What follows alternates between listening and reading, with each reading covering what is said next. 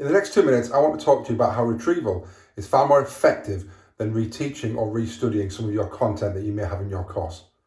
Now, in the last one of my videos, I talked about memory and recall, and I give you a specific concrete example of how, as adults, we probably remember our landline phone number. And I talked to you about that was because we haven't retaught it, we didn't restudy it, we didn't revise it as kids. It's because we were constantly tested on it, so we had to retrieve it, probably if you're like me, every time you answered the phone. So if that's interesting, go back to that episode.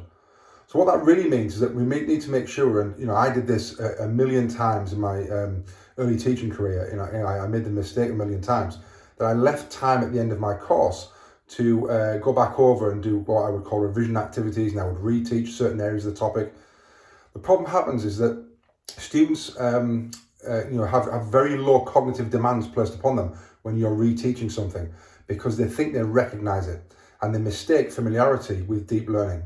So what they do is they sit there and they go, yeah, what I call their you. I've seen this, yeah, I recognize this, yeah, I know this. And there's very little kind of going on in their head because they're not asked to actually do something with that information.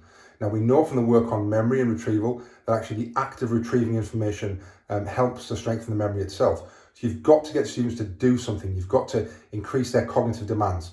So what you have to do really is, rather than leaving revision to the end of a unit or the end of a topic and reteaching, you need to be constantly retrieving and testing and low stakes quizzing all the way through.